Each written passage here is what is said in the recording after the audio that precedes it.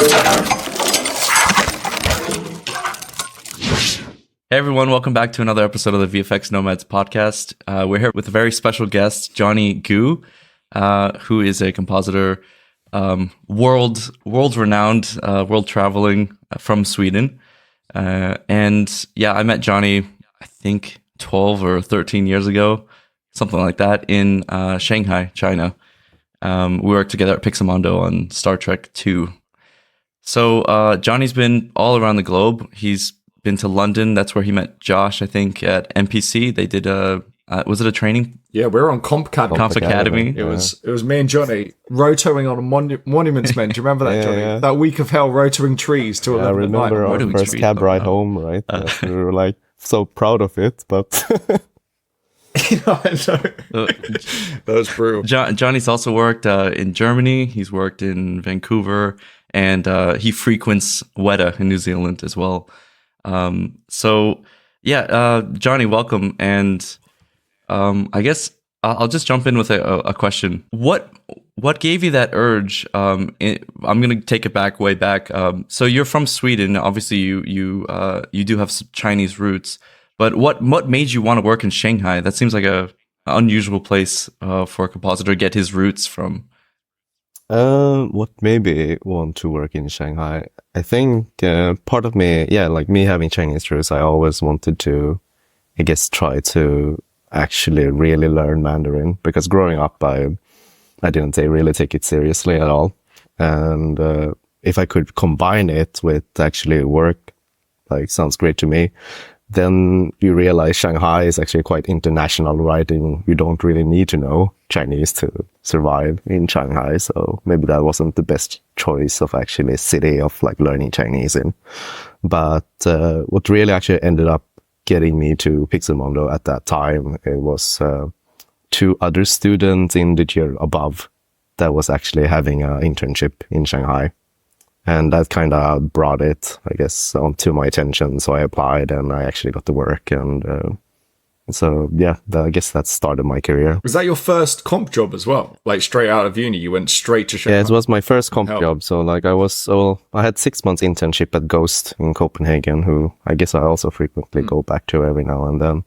And at that time, I was quite keen in like just going abroad and trying Shanghai. And so I applied, and yeah, I don't know, like at first I was like, oh yeah, maybe I should do an internship like the ones before me, I guess. But then one person, my mentor at Ghost, was like, no, you should definitely go for the job because you're graduated, right? So I applied for the job and I got the junior position. So yeah, I guess that was when we met at MPC, I was already like a year into the industry already as a junior. Yeah. And going back, I remember that they actually asked me like whether I was actually wanted the academy position, because I also had this experience and I knew what I was going in for and things like that. And I was like, I see it as an investment, right, in my career, because it was a guaranteed amount of experience for this time. And so, yeah. Well, nice. So before your industry career started, did you dream of working abroad, and did you foresee that you would work in so many different countries? No, I was actually like, I keep telling people I was like I was at other side, or complete opposite, right? Because I grew up in Gothenburg and I wanted to stay in Sweden. I wanted to like never move abroad, work in commercials. And it was just kind of like opportunity arose and I felt stupid not to take them. So like, even during the internship period at my school, when I was like, I choose to move to Ghost, but there was also this other small commercial studio that I was thinking of. But talking to my teachers and my mentors and things like that, they were all like, no, you should go for this bigger opportunity. And so I went, and ever since then, it was always this new big opportunity abroad, or like a bigger company or something like that, that always felt like I am able to take the risk or like take the chance to actually move abroad or like move to a new place. And I always did. So like, I feel sometimes it's like a lot of my friends, we get the same like opportunities or we get the same offers from different companies, but I'm the one that kind of just like open to, I don't know, pack my bags and move across the country or like move across the world and take this new opportunity. And so there's always a goal. Is that something that you had to learn, or did you realize that you had a little bit of a leg up on other people by essentially willing to sacrifice a bit more to go the extra distance? I feel yes and yes. As part of me have to learn to, I guess, accept this lifestyle, and even now I kind of enjoy it a bit as well. But like in some ways, I felt at the time I had a leg up that I was willing to move because not everybody can pack up their bags and just move, right? Or some people, they choose to stay in one place, and so in some ways I envy them that they actually choose to stay in one place and they build their life around one place and just come what goes, whatever comes. But at the same time, out of interest, like obviously, kind of you traveled way more now, right, than your first time going to Shanghai. What are some tips that you'd give to someone? Like, let's say there's a university student coming out and they've got an offer from somewhere else in the world. What would be your advice? Like, is it like pack super light, or like what would be your advice in regards to this stuff? I think just go with an open mind and enjoy whatever comes. That's my biggest advice, because... But in regards to like renting a place, right? Like, how do you do that? Like, would you try and find people that work for the company that you're going to work for and message them to find out a best place? Or like, give us some like steps of things you go through when you know you're going to another country, because it'd be super useful, sure. for everyone. I mean, yeah, sure. Like, pack light for sure, because like you always pack more than, like, you go on a vacation, you always pack way more than you actually need. You can always buy new stuff over there. Like, but then again, like, if you're able to reach out to the company and like see if hopefully they maybe offer you something, or if they don't, like in Shanghai, back to Shanghai, they actually did offer you to have like an apartment for like a short term before you find something. I think. Have you found most places do that? Because I know some companies, they put you in a hotel for like a couple of weeks, and that's something you can negotiate. Yeah. I mean, you should definitely try to negotiate. I mean, the worst thing they're gonna say is no, right? And you didn't really lose anything by asking. You feel like such a burden being like new into the industry, and it's like, oh yeah, I can't make demands, but you're actually just being interested in your work and in this new adventure that you're taking on, right? So like, there's no fear in actually asking, even though like I say that had those fears, right? Because yeah, of course. But like, of course, you should always ask, and if you don't, it's no big deal, and then you might reach out to the company. What's the standard, would you say, Jonny? Like, what's the standard kind of amount of time they'd put you in a hotel? Like, what should you expect, and what is taking the piss, and what's kind of okay? I think anything between executive suite at Hilton for 4 months or something. I actually had that at whoa, not executive suite, but I had a hotel in Singapore, and ILM would put people in hotels or cheap living, and it was for 3.5 or 4 months. So like that is a possibility that you can get, because they just want you to come in and work, right? So for them, it's like they want to save you the hassle, especially like these bigger companies and stuff. But like that was a very unique situation, I think. But yeah, they do that for like under 6-month contracts, or they did. You worked there too, right, G? Yeah. Did they do the same for you? Were you in a hotel, or did they help you with finding an apartment?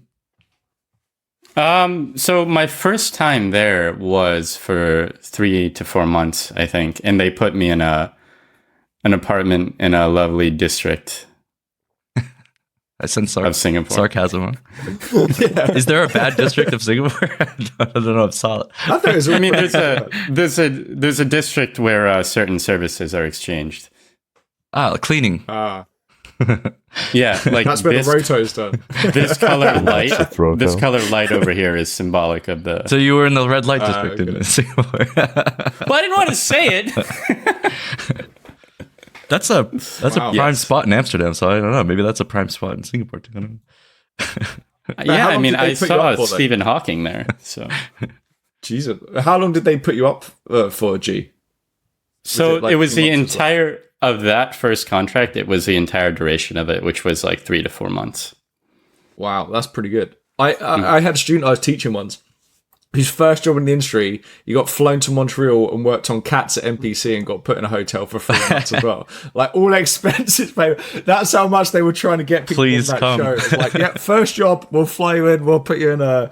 I think there's definitely hotel. like tiers of it, right? There's definitely like, for sure. let's try not to offer anything. Let's offer 2 weeks. Then let's offer like the whole thing. I mean, standard. Yeah, given a tent. Standard would be like 1 to 3 weeks, right? Like just to set you up and find something. I remember when I first went to NPC in London, right? I was staying at a hostel for 2 weeks and also just like trying to find something like in between or after work or something like that. It worked out. But like back then you were like early 20s. You didn't really care, and you were able to just move up your life and do we have friends, Josh, who had like crazier stories than me moving to London. Everyone's got crazy stories. It's like, it's one of the main things I remember as well as working with Jonny is like the Swedish krona kept dropping against the pound, and you're like, oh, I've got a 30% pay rise this month. This is amazing. It's like, going back to Sweden with your gold in a suitcase. I timed it right, like moving away from London, going to Canada. I was like timing the pound versus the Canadian dollar, and then coming back to London, it went in my favor once again. That's why Johnny's moved around the world. He just takes a suitcase full of cash and just converts it. He's like a foreign exchange like marketeer, but he just moves himself instead of the currency. VFX is just it's like Wall Street. Johnny is his own tax haven. Jonny, what was you just research which currency is dropping, and that leads where you I to go. work in that he country. starts sending his CV. Johnny's off to a Venezuelan VFX house as we speak. It's Well, the yen is dropping, so here you go. Okay, next destination settled.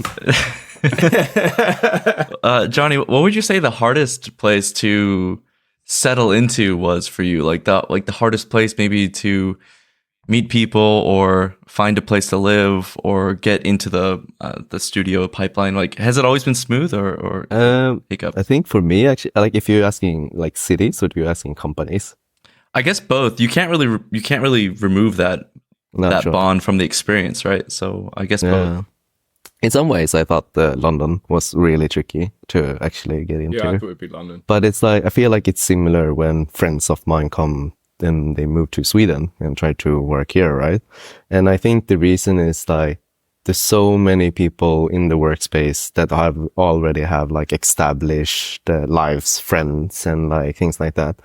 Whether when we came to Shanghai together, like we don't know anybody, and all of us who work together these long hours, we just bond, and then we go out for drinks after finishing a late shift or something like that, or we hang out all the time during the weekends and evenings and like everything we do together. And I feel like that kind of bond I get in these places more, where I guess where it's more likely they bring foreigners from all across. I feel the same thing when I guess when I went to Trickster for the first time, and we were a bunch of people, not necessarily from Munich, and we were same thing, we just hanged out, and same thing in Vancouver, same thing in Wellington, and just a lot of foreign hubs, and you just kind of bond and hang out. And I think also part of me, like why London was a bit tricky, was because I was younger, right, and I wasn't as outgoing as I am now. I feel like I made, through the years, I made this transition of being like, extroverted introvert to now being, or actually other way around. Like, I was way more introverted back before, but when now I'm like more extroverted.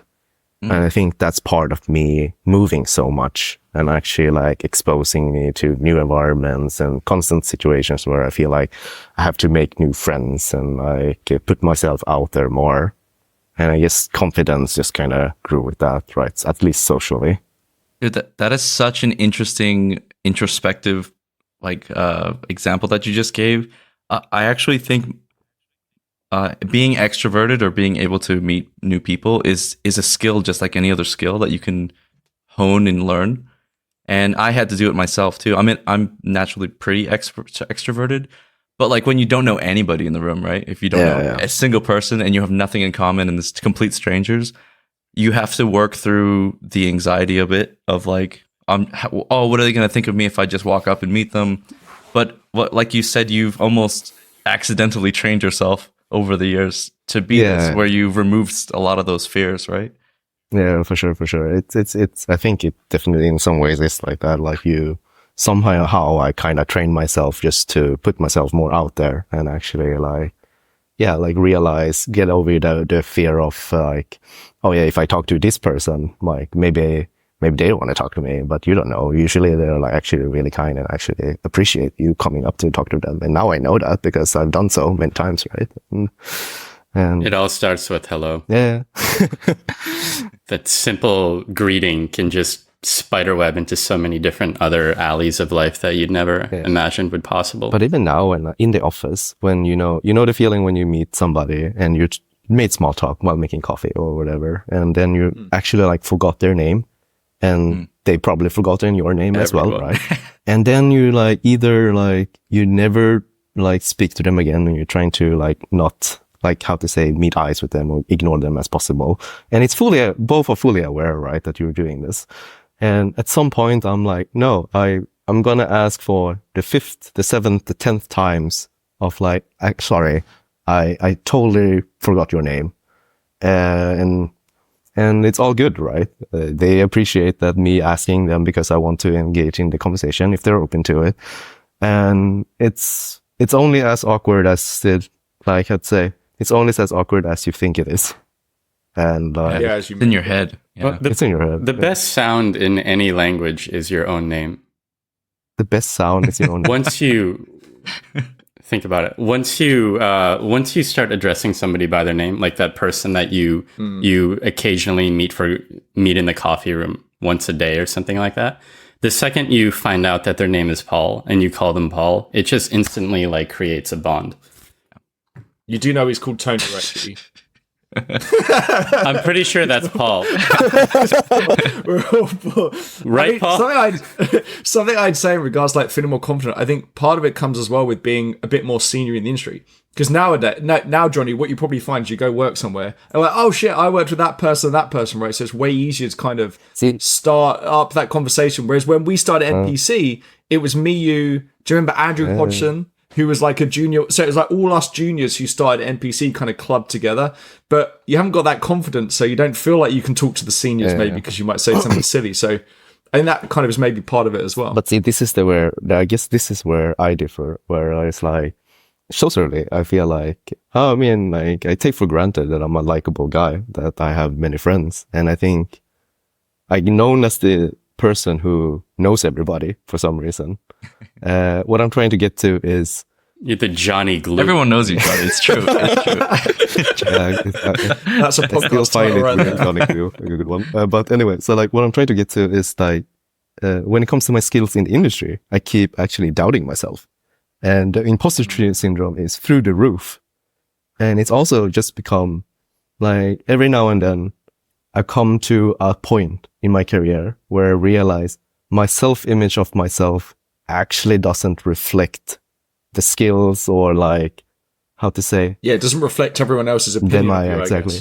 And that kind of like I go through this like 2 or 3 times during my career where I feel like, oh yeah, no, I don't know shit. I have no idea what I'm doing, or I'm so bad at X and Y Z. And then I realize, no, I keep working, how to say, I keep moving up in my career and I keep outputting better and better stuff. And then suddenly, like, I know, okay, my self-reflection doesn't actually add up.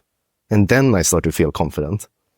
But still, like, socially I feel confident. But in the industry, for some reason, I actually still feel like I don't have this confidence, which is quite interesting to me. Do you think that maybe like true confidence is like your ability to persist past recency bias? As in, let's say 1 week you get a really good review and people are like, oh my God, Jonny Shout, it's amazing, da-da-da. And so the way you feel after you hear that is like, fuck yeah, like I'm one of the best compers here, da-da-da, kick ass, whatever. I have such a great eye.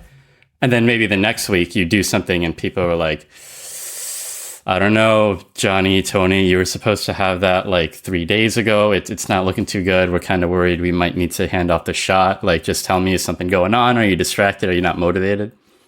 When something like that happens, then you start feeling pretty low, and then the imposter syndrome begins to kick in, and you're like, oh man, like, am I really a senior? Like, should I really be sitting next to like the person that invented this gizmo and that gizmo or whatever? I think the confidence though is like whether the compliment happens or the not so happy feedback happens, just knowing through all of that you still are a decent, good and reliable artist. Yeah, no, but sure. generally it's not that extreme, right? Like it's pretty rare you're going to be like told like, oh, you're 4 days late, do we need to hand off generally what I find is kind of, you might kick a shot out very quick because you had an idea of what it should look like, and then maybe there's another way like, fuck, I actually don't know what this is supposed to look like, and that's the kind of struggle. But I agree, man. I think it's something all the best compers go through, don't you think? Like all the best compers artists in general, right? Yeah. Everyone basically. I want to touch on this I want to like stay on this topic for another moment, because I think what Johnny said was really necessary to be heard as somebody that's a junior or in school. Is that basically, Johnny, you're saying that you are getting all these accolades in like your CV, you're at big companies, you're a senior now. And I think most people would consider like, oh, once I go to ILM and I'm a senior, once I go to WETA and I'm a senior, then I'm just gonna feel amazing, right? Like they're required, like the accolade is what they think is gonna make them feel like a senior. And you said like you had already gotten all those things and you basically still felt like you were missing some skills or something like that. Can you reflect on that a bit more? Like, what helped you get over that? Or what do you think would be required for someone to feel like they have reached whatever career goal that they're going for? Well, if you ask me, I think it's therapy, really. Like just going through, like, how to say, being more self-reflective and like not, because it's really what Jesus, that it's like, I get a good compliment and I feel amazing. And then the next week, it's not necessarily a bad compliment. Maybe it's just not a compliment at all. And then I feel worse. And it's like me being, how to say, result oriented, I feel. And I feel like, it's interesting to me that, I'm quite chatty. I'm quite open about all these things. And I think maybe that's also something that people appreciate around me. And I talk about my experience, a lot of my anxiety when it comes to work and through the years. And I realize a lot of people actually appreciate it. A lot of people actually goes through the same. They thought they were the only ones, right? But they are not. And like, how to get over it, I usually just, I don't know, it's like it's really difficult because you kind of learn your way to react in a certain situation for X amount of time, years and things like that. And trying to get out of it is actually really hard. And so like, I think I would just, if you ask me as a person, as a friend, I would just tell them the things that helped me through the years, but those things might not necessarily help you. So to answer your question of actually giving advice to people, I think it's very individual. And I'm also quite cautious of actually saying to people, do this, because that might not be what they actually need, because it is very individual. I can say what things that helped me through the years, and I can say things that kind of, how to say, what I think of a certain sort. But I think it's very individual to overcome like imposter syndrome or like to this self-doubt. And it's like, it's kind of like a non-answer. I'm sorry. No, but I don't think there is. I think actually this is kind of also why teaching can be a huge benefit to solve this a little bit, because our brains work very much via contrast, right? So if you take both your hands and put one in a hot water and one in cold water, and then put them in lukewarm, the one going from cold to lukewarm will feel warmer, and vice versa. And I think as we go up our career, we're just comparing ourselves to different people. So you don't ever feel like you're actually making progress because you're just comparing yourself to better and better people. Yeah. And the nice thing is if you do teaching or something where you're teaching people maybe who were in your position, it's very easy to see your progress then visit constantly kind of on this like hedonic treadmill of just comparing yourself to other people. Because that's why, and something as well I'd say actually from teaching as well, is actually, and being in the industry, the best students I have, and generally I find the best people, the ones that feel exactly like we're saying now. Because otherwise, if you felt like, oh, I'm a fucking great comp pro, I've got, like, you wouldn't learn anything new ever, right? Like, so it's kind of like you always see this with every single thing. You're always going to get a bit of this, right? Because that's what keeps you going and keeps you learning, right? So it's just, again, inside we're not aware that we're comparing ourselves maybe to like some, like me and Jonny at NPC, Miguel Santana da Silva. Oh, fucking hell, if you're comparing yourself to him, right, in terms of creative eye, like, but you're not aware of that. And that's also another reason, by the way, why it's very important that you go to, like, if you're going to a university or in a company, when you're getting good, you want to be at a company where the standard's quite high.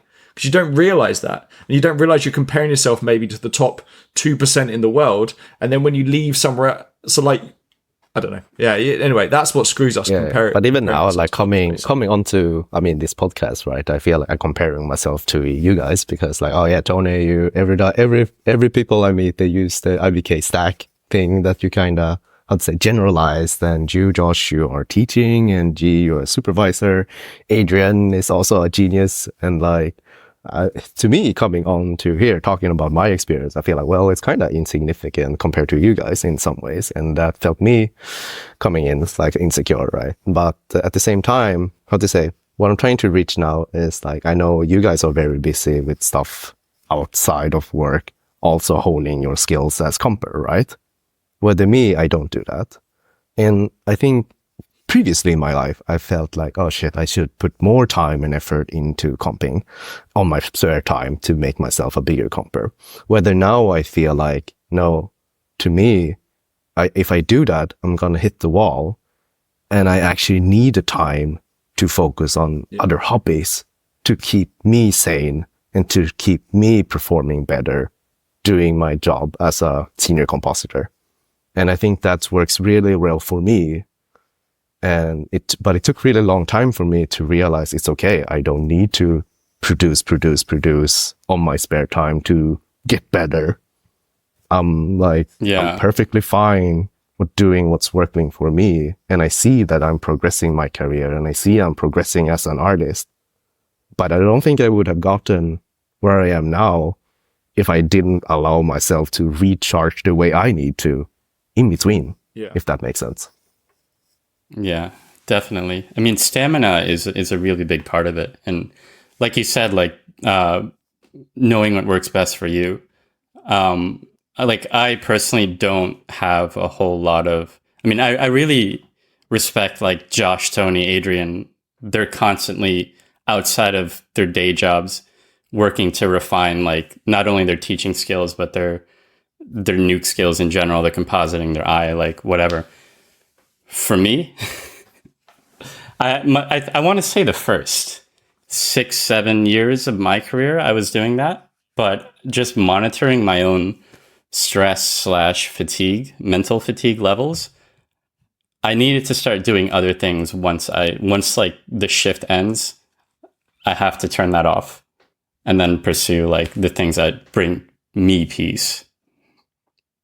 That makes sense. I mean, for me, the way I think, the mistake a lot of people make, I believe it, and they try and do something outside of work, maybe it'd be get better at something to do with their job, or like do like a side thing, is they always think like so short term. So it's kind of like the mistake I always find that people make when they try and do these kind of like side things outside is they think super short term, whereas it's way better to think long term, because then you've got no pressure on yourself. You can take your time. It's I don't know. I always find that to be the best way to do these things, because I always find that people put so much pressure to make this one perfect thing, and then they've got all this pressure and they like binge it. But it's way better to just spread it out. Like there's no rush, right? Like your career's going to be 15, 20 years long or whatever it is, or 30 years long. So it's like if you think about Tony, you've been doing tutorials for ages now. I've been doing tutorials for ages. Like Adrian's been creating tools for ages, right? It's not like we tried to do it in a week. No, we've just been kicking out one every year or 6 months, if that makes sense. So it just looks like a lot after 12 years. But it isn't actually that much, like if you go back and look. I mean, it looks like I've done a lot, but it's like really I mean, I was gone for like 4 or 5 years. Like I like released some keying videos and then I went away because I was like traveling and not doing any. I basically had just had a laptop and I didn't care that much, and I just wanted to focus on like traveling in Australia and in Southeast Asia and stuff. So there's a huge gap, right? And even now I'm doing a series, but I only release like 2 videos or 3 videos a year, and I'm trying really hard, but I feel the pressure too, and I feel like there's other things that I want to do outside of work besides sit around and make a course or make videos and stuff like that. So I do it when basically the pressure amounts, and then I feel like this self pressure of like, you need to do this, and or maybe I find some motivation that weekend where I see someone else doing something like, oh, that's cool, let me get back on the horse for a bit, and I'll have this like sprint. But I think that what we're getting at is that there's different thresholds for different people of like, maybe I can do a few more hours a week, or, I feel like Adrian's kind of a machine where he just like doesn't sleep, and like he goes into low power mode and just starts making tutorials at night or something like that. Always supposed to be, or on airplanes. Yeah. Or yeah, exactly. That's crazy that he makes tools on airplanes and other people are watching movies. Tony, I think you in particular are an example of like somebody who's just found the balance zone for themselves. Because a lot of people that make like tutorials or tools or whatever, like that's kind of just what they do. And then a lot of people that spend time, I don't know, backpacking Europe or whatever, semi-frequently, like that's just kind of what they do. You do both. You do your travel thing, you do your hikes and whatever and your runs, and then you also have time for tutorials and tools and whatnot. So you're saying it's like, for you, it's like sprints. Like you'll go through a period where you're like really keen to make tutorials and tools or just nuke things. And then you'll go through periods where you're doing your travel thing. Yeah. Does that sound right? Yeah, exactly. Actually, I have this kind of joke where I guess there's an interview question that sometimes people get asked for, like when they're going for coding jobs or something, which is like, if you had a book, like an autobiography, what would be the title of the book? And mine would be The Work-Life Pendulum. And I always thought that instead of the work-life balance where everyone's trying to divide every single day into like this perfect thing, I try to do like as much as I can this way, and then when I get fucking sick of that, I'll just go back the other way. And that's how I run my life, and that's worked for me. Of like, let's work out a bunch, and now let's eat a bunch of pizza, and let's travel for like 4 months, and now let's do hardcore overtime for the next 6 months. Like, so for me, it's almost like a starvation thing where you get the food and then you eat until you're gluttonous because you don't know when you're going to eat next. It's like this huge pendulum, and it works for me. Maybe it doesn't work for everybody, but yeah, that's kind of how I'm running stuff. It's amazing how everybody has like a different system that works for them. Yeah, I don't do that. Pedal to the metal. Fuck that. Yeah. That sounds horrible. Does it? Yeah. Well, I don't know. For me, it's like I wouldn't want to just like sit there and be like, right, I'm gonna like knock out this like 4 hour. For me, I take it into like smaller chunks. So I would do 20. Like if I'm doing a tutorial or something, I'll do 20 minutes a day for like a month or something, because it's super easy. And generally, by the time I've actually got around to making the thing, it would have been in my head for 5 months. So I've already kind of worked everything out. I've just got to like do it. And then I'll just dedicate like 10-20 minutes a day to slowly knocking stuff out. Yeah. That's how I do it. Here's the issue that I have with it. I totally get that. It's like trying to be very consistent over a long period of time. The problem is that a lot of the other things that I want to do in life require also time, and they require time away from like I had 6 weeks off or something at Trickster towards the beginning of the stint there in like 2019 before COVID and everything. And I was like, I want to go see Italy now. And I asked myself the question like, okay, I'm starting in Munich and I want to go to Malta. I don't know. I've never been to Malta. So I was like, I want to go to Malta, but I don't want to take a plane. So I just took only trains, and I think I took a train and a bus, maybe, and a ferry. So I went for like 5 weeks all the way down Italy, like stopping in like the major cities. I saw San Marino, which is like this tiny little country, did a ferry, and yeah, it was like the most incredible trip ever. But like to think like, oh, but I should be doing a tutorial every day. Like I can't do that. So then you need to make that time up in another way, right? And like G's going on like a surf trip or something. So if I had these kind of longer excursions that I needed to be away, I guess that's why it works for me. Of like, no, it makes sense. It makes sense. Yeah, I just couldn't. I don't know why I just couldn't do that. I like to jump between lots of different things, so that's my. You're a bit more grounded, I think, Josh. Right? You have like your setup and your space, and like everything has a little bit more structure. I feel like mine's a little bit more chaotic. I feel like you got more. I don't know. Every time I talk to Adrian, I'm like, oh, I'm so jealous. Well, Adrian plans like every hour of his day. Labeled. I know. I talk to him and I'm like, oh, it always inspires me to update my Notion. And then by the end of it, it always ends up with me like writing stuff on just bits of paper that's on my desk. And Adrian's like, he's got like 1 hour nap right here. Like it's like every single hour of the day is like a schedule out. It's crazy. 60 blinks here. But Jonny, what works for you? I mean, I don't know if you're more structured or if you're more like me, because you have all these times where you get away and then you make trips in the location. So I almost feel like you'd be leaning a bit more towards this pendulum style. Yeah, I guess I am a bit. It depends on like certain points in my life, or like not certain points in my life, but yeah, like I'm definitely going. Sometimes I'm a bit more structured, and sometimes I'm a bit more chaotic, and like sometimes it's like, I don't know, a homogeneous in between, I guess, and it really depends. I think I do like the feeling of being in control, so I do like to structure a bit, but I see those structures more as guidelines, and like they might not go as you plan, but at least I have a base that I want to go in a perfect world from, I guess. And most likely it's not going to be like that, right? And you're kind of trying to fill in betweens or like miss and match bits and things like that, I guess. So definitely, it depends on the topic. Sometimes some certain things I'm a bit more lenient with, and some other things I'm like way more strict with, I guess. Like a quick question, Jonny. So like obviously we talk a lot, because this is called the VFX Notes podcast, about like the advantages of traveling and all this kind of stuff, and there are huge advantages, right? Yeah.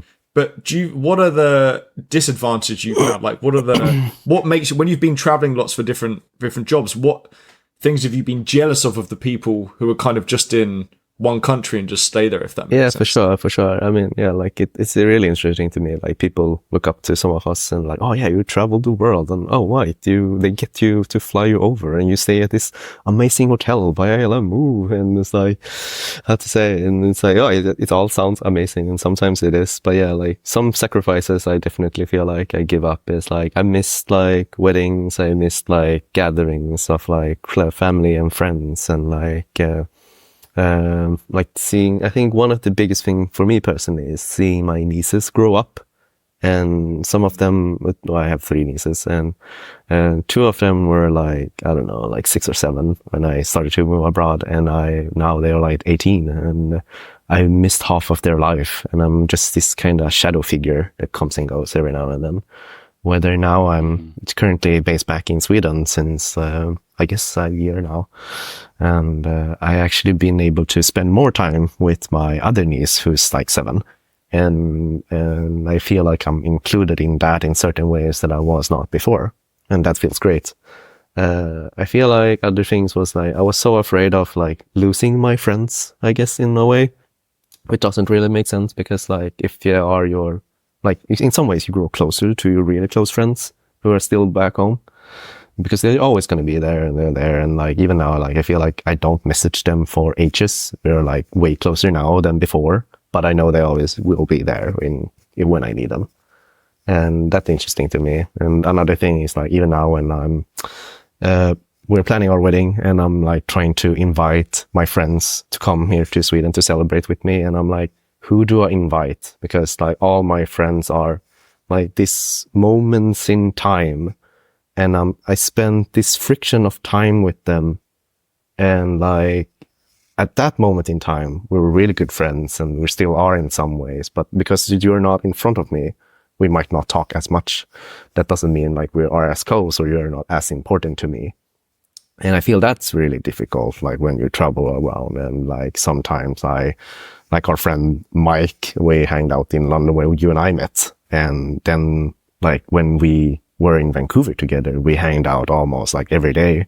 And now we rarely talk and things like that. And it's like all these like momentarily moments. And I'm like, at this point, I'm like, okay, who do I want to invite that are like been important part of my life, or been like, who would it make me happy if they come, and things like that. So I think even that is like a difficult thing. It's like you constantly make new friends, and your friends are very momentary, like your friendship are sometimes very momentarily, and you meet up in somewhere else and you pick up and there's like, nothing's ever changed. I'm going to Italy in a few weeks and I'm catching up with a friend of mine that I work with a few years back. And like, it's amazing, right? To have friends all over the world and you can go and see them and things like that as well. So that's like a good thing. But yeah, like, you phrase it so well. Yeah, that was really well. It's like the way you laid all that out made me realize that as a fellow nomad, it's stuff that I've been dealing with as well for the past decade, almost 2 decades. Yeah. But yeah, sometimes it's tough, I feel like, but it's also like, I don't know. It's also when COVID hit, in some ways, I really made me realize, oh shit, I actually took the time to travel and do all these things while I was in my 20s. And in some way, now I'm kind of segueing the topic a little bit, but like, to me, it's quite interesting now, in my 30s, where I'm trying to transition almost away from my previous nomad lifestyle to a more stable one here back home, because that was always the goal. And it's weird to me, this was always the goal, but now I feel like it's very difficult to actually like trying to stay put, because this is not the first time I'm trying to stay put back home. And like, in some ways, like, what, do you feel like you're wanting to go travel again? Yeah, in some ways, so it's hard to like stay where you are. But it's also interesting to me. Like, I mean, I've been nomad for so long, and even though that was never the goal, and even though I don't 100% really like it always, some parts I do, some parts are very difficult. But in some ways, that's what I've come accustomed to, right? In a weird way, I know it works, and in a weird way, like, it's familiar to me. So now trying to stay put, it's like, it's very difficult for me. And it's like, I'd say it's very unfamiliar to me, and almost in some ways feels unnatural. Do you find yourself like, do you get an itch? Yeah. If you're in one place for too long, do you feel like physically like, oh, some kind of circadian rhythm or something telling you that it's time to go on to the next place? Looking at flights at 4 a.m. on your phone or something. Yeah. It gives me a notification when the currency exchange rate is. All the alarms go off in Jonny's house. No, but yeah, like even now I feel like okay, yeah, possibly my last trip to New Zealand might have been the last, but in some ways I feel like maybe actually we'll do it one more time. I think this industry. In particular, this industry, like a lot of the action is happening all over the world, and it's so enticing to like, oh, I want to go here now because they're working. That's the next VFX hub, or I want to go here. And once you become accustomed to it, Jonny, it becomes so familiar to you, like you said, and you know that it's something that's easy for you. Not only easy, but that you want to do it, and it's like addiction or something, and it's like. It's like, oh, you could go here and work on this film. And you're like, oh, that sounds great. And you start dreaming about these things again. Yeah. I want to touch on like some of the, I guess, bad, quote unquote, bad things about like traveling as much as I have. There was like a point into my life where I constantly moved like apartment or like room or house share every 6 months, once every 6 months for like 3 or 4 years. And that was like exhausting. It almost comes to a point where I feel like anxiety of moving And moving in general is hard, right? And it's a quite big uprooting your life, and even like moving within the same city is like a big thing, and it's like can bring a lot of anxiety rather. But yeah, now it's like moving so much, and there was this one crazy year where I was like, I flew from London to get a job in Vancouver, and 3 months later I flew to Vancouver from Vancouver to Copenhagen for another job. Copenhagen to London 1 or 2 months later, and then London back to Vancouver 3 months later. So within the year, I traveled 2 different jobs so much, and like, it's exhausting. I don't feel like you could do that anymore, but you're basically living a temporary lifestyle. Like nothing you do has any significance towards the immediate future, if that makes sense. Like maybe on a long enough timeline it does, but like you can't buy stuff, you can't take stuff with you.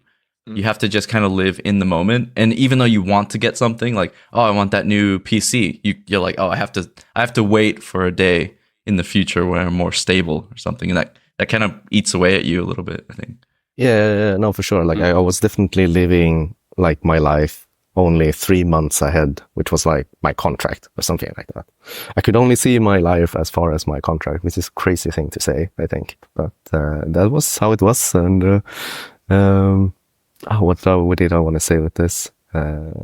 It's the last thing I would say about, I guess, cons of traveling. And there's not many, but if we're on the subject, something I've come to recently, and it's kind of like an obvious thing, but finances.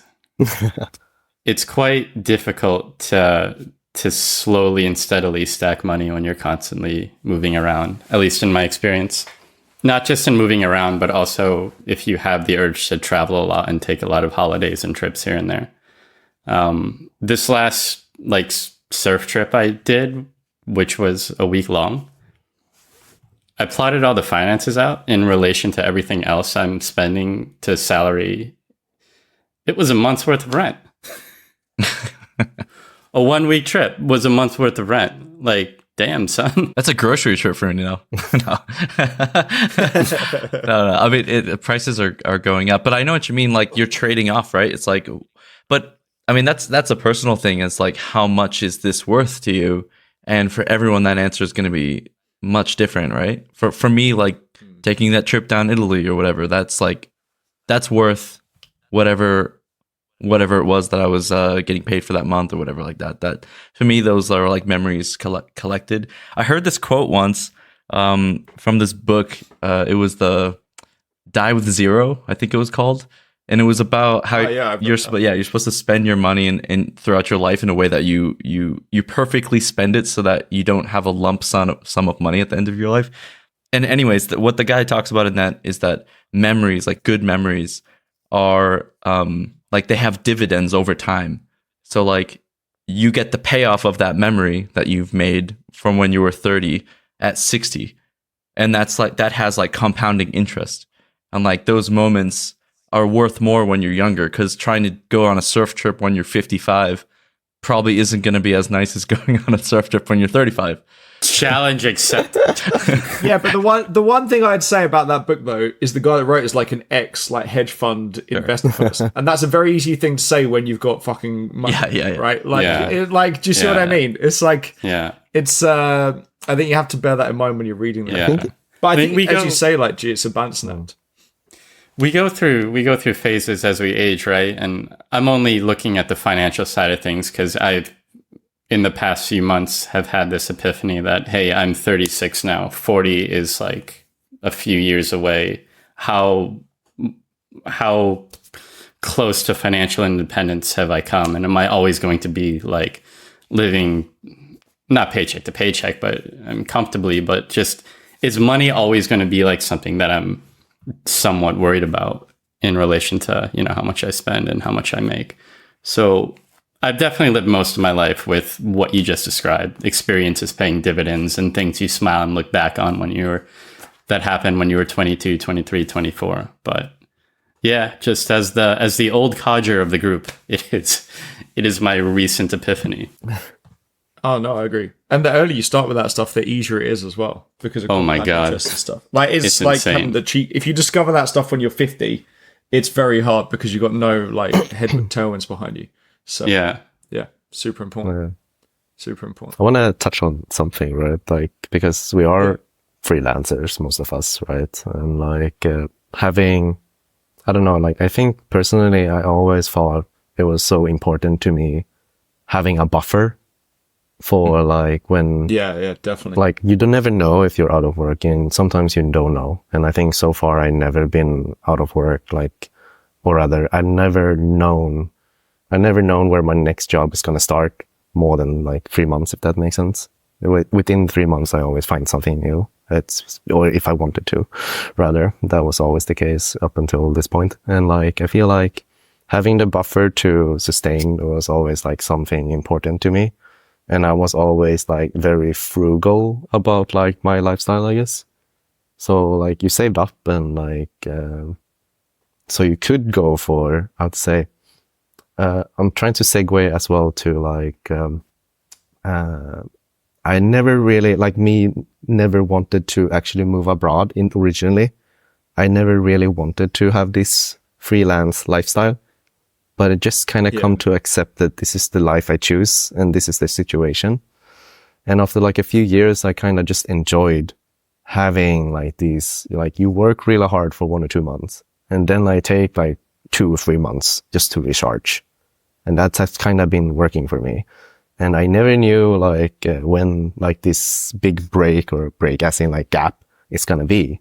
But when it comes, I always kind of accepted it and like enjoyed it. And I go on the trip because I never know when I'm going to have this amount of free time again in the near future. And I guess in some ways, I feel like it's very important to like, set yourself up so you can like enjoy or like go through this. Like, I know it's difficult. I know not everybody have the same, be able to save up for a buffer. And when I was living in London, I was like pretty close to like paycheck to paycheck, and the buffer kind of came like after London, I think. A specific way to do that, I would say, is to, and I know we give a lot of like technical tips and I guess social tips or whatever in this podcast, but just on a financial level, a specific way to do that is to open a high yield savings account, something that just generates a little bit of interest. You put some money in that every month and just let it stack. And that can serve as your buffer or / emergency fund. If it's all in the same bank account, it kind of gets easier to mentally lump everything together. But if you have it in an account that A, generates interest, and B, just serves its own specific purpose, then I think it's a lot easier to not drain your finances in that regard. Yeah, budget early. Budget early. So you get into the habit of doing it. The thing as well I'd say with that is like, so I give a talk at universities a fair bit, and one of them is like, you want to have 6 months to a year generally in cash, not in something risky like stocks, because you don't want to be forced to sell when it's dropped or something. And then and then basically, so I had a friend of mine at a company, and he couldn't leave because he didn't have the savings to kind of benefit him. And then basically he was stuck on like a lower salary, because as we all know, jumping companies is the way to get your salary up. So he couldn't leave because he needed the financial security, and he should have been on about 20,000 more. But he couldn't take that risk of taking a 3 or 6 month contract somewhere when he'd been at somewhere for 2 years, let's say, with the guaranteed income where he could pay for his mortgage and his kids. So if you just had a bit of like 6 months to 12 months of kind of like savings in the bank so you could pay his bills, you're then just in a position where you can like take these risks, right? Where it's like, oh yeah, maybe I do go here for 3 months and see how it goes, because if the contract doesn't get extended, then I'm okay.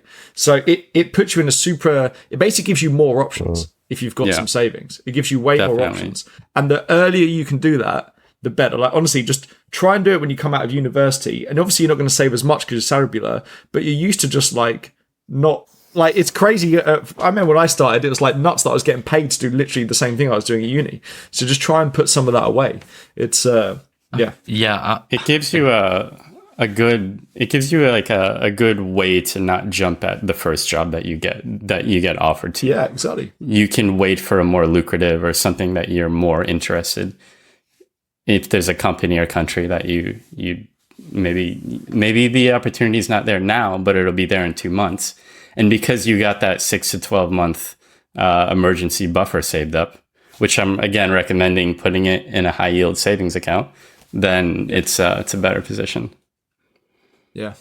No, I agree. Yeah, I guess this might be a good time kind of to reflect on the industry at the moment, because it's I mean, there's some things coming back, but it's been pretty bleak, I'd say, for a pretty long time, longer than most people would have thought. And I know a lot of people are out of work, and maybe this is some advice that they'll think about next time or something. Not that they should have thought about it before, but I think I wanted to kind of loop in another point, though, that things, you can have like the best plan in the world, like that your friend Josh, who was expecting that income that's coming in every month regularly. One of the things that I learned really early, and I think Jonny will know what I'm talking about, is it doesn't always work out. It doesn't. You can have the best plan and you can have the sweetest contract deal. It doesn't work out sometimes. So you have to plan basically for the times that it's not going to work out and that you get royally fucked, and hope that, you know, when you break your arm, you can't work for 4 months, that you still have something that you can lean back on. It's not, it's basically planning for whatever the plan, it's a plan B and C, right? Whatever you think is going to happen might not happen. And are you still okay if that initial thing didn't work out? So, yeah. Be able to pay your bills if like for 6 to 12 months, and then you gym, or be able to downsize. Sense. Like, or that will cut all your expenses and all sorts of like, there's do you mean ways, like physically, so that you require less food? Yeah, that surfboard's got to get smaller. If you lose your job, that surfboard's getting cut in half, man. That surf trip's going to be cut down to 3 days instead of a full week. Actually, speaking of like our hobbies outside of work, Jonny, when we started at ILP ages ago, the first time, you got really into magic, right? Because ILP in Sweden, there's just magic cards everywhere and everyone's into it. The owner of the company is like playing and all sorts of stuff. So Jonny, you've done no, G, not that kind of magic. You can't get magic. David Blaine wouldn't Johnny's stand a chance against Jonny at this kind of magic. But Jonny, you've been in like tournaments and all sorts of stuff now, right? Have you found that to be a really good way of like meeting people outside of work in these countries? Because I think that's a really clever way to meet people in countries where that isn't to do with VFX. Yeah. I mean, like, definitely I met a lot of friends through magic, and like I keep going to these. I travel to these. How to say? They're called regional qualifiers, and it's like the step before you get to the pro tour, and you have to qualify. You have to win a tournament to get to these regionals, and like. How to say, you keep going and you meet the same people kind of in the circuits, or you meet new ones, and they start to recognize you. And it's amazing to me to feel like these people actually remembers me, and they keep coming up to talk to me. And I think I really take it for granted that being like a likable, or like just being, how to say, nice or something. I don't know, like, but yeah, like it is a good way to meet people outside of work. And that is difficult sometimes. Being a freelancer, you move to a country for work, and then all your friends are within work, right? And meeting friends like, I think how to say, it's difficult to actually meet people that are outside the industry. So magic has been one way, a way of that. Another thing I do is I go rock climbing. And rock climbing is like, instead of going to the gym currently, I just go rock climbing once or twice. And for me, it's really nice because it's very unconditional. It doesn't really matter if I'm getting better or if I'm staying like plateaued in my level of rock climbing, which is nice because otherwise I'm always like, I'm not the most competitive person, but I like to challenge myself. I want to grow.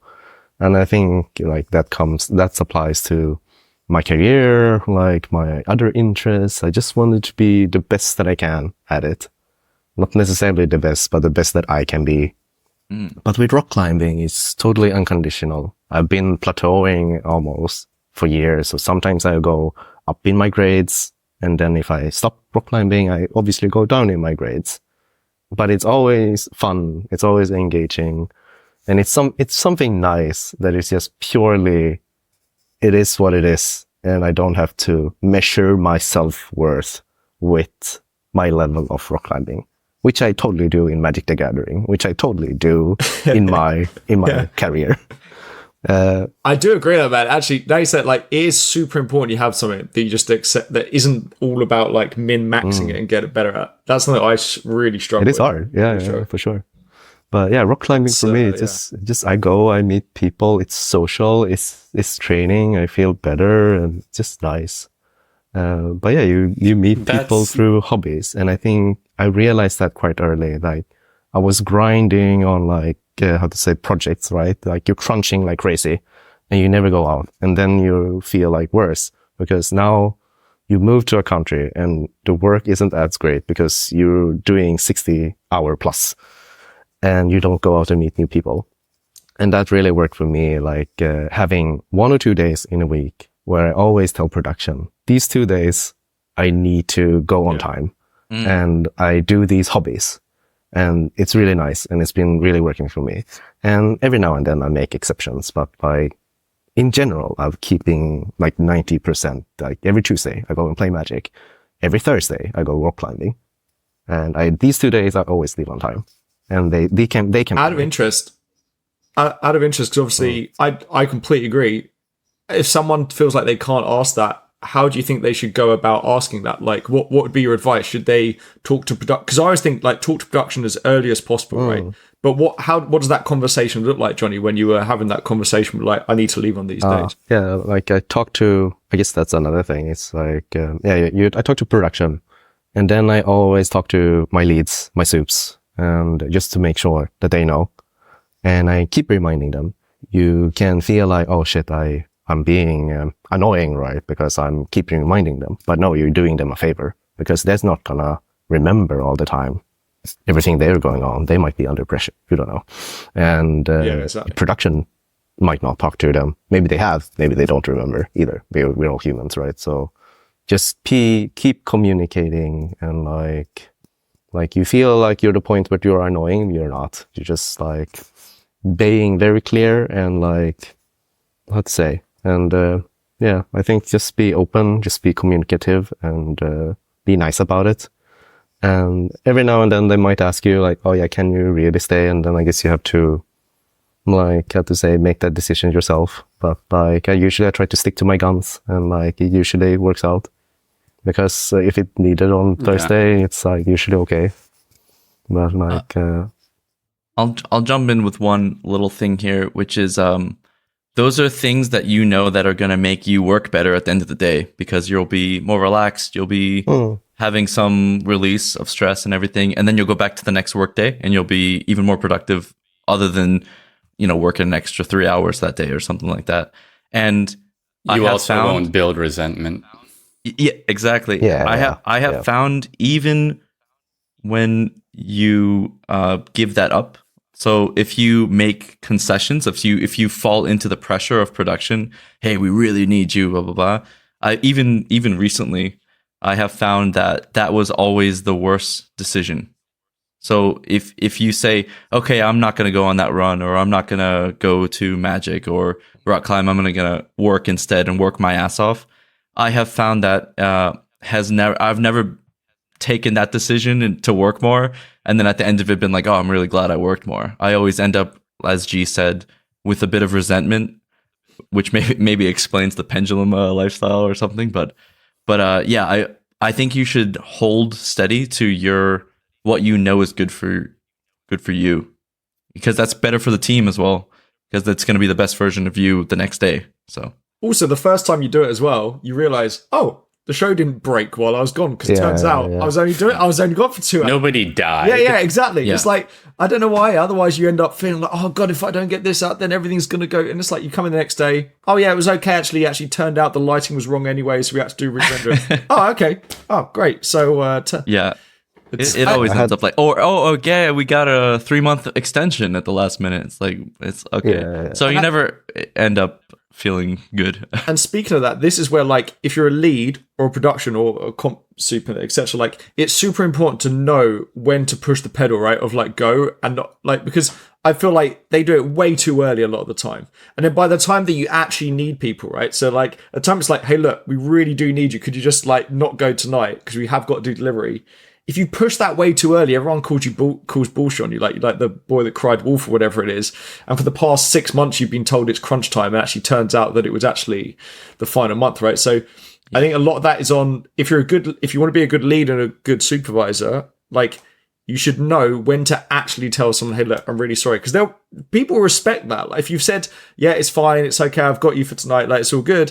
Like, people really respect you for, like, hey, I'm really sorry. Like, we just do need you tonight. Like, yeah, it's super important. It's super important. I also try to tell people, like, as a lead, to go home as much as I can whenever I'm like, oh, what are you doing? Go home. Like, save it for another day. If I can say that, I'll say that, so that when I do ask them to stay, or if I need to for whatever reason, because the delivery is that day, then they'll know that, oh, this isn't like a non-typical situation, because usually I'm being encouraged to not stay late, because some people want to stay late. No, go home. Don't come in this. We don't need you this weekend. Maybe we'll need you in a couple weeks, but we don't need you right now. And I'm not going to ask you to stay for no reason, basically. Like, I think that's a great thing to say. I mean, in my career, I always remember eliciting like a positive response anytime a leader soup told me to go home.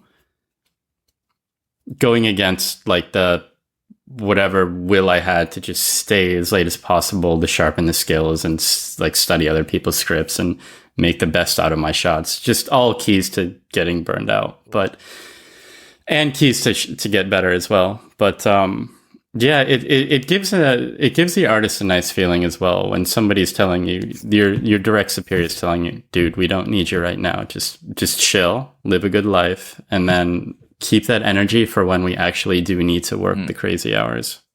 But I think this all comes with maturity, right, in the industry, and being more of a senior. Like, you start being able to kind of like manage yourself in that respect and know when to turn up the speed, I guess, and stuff. Yeah.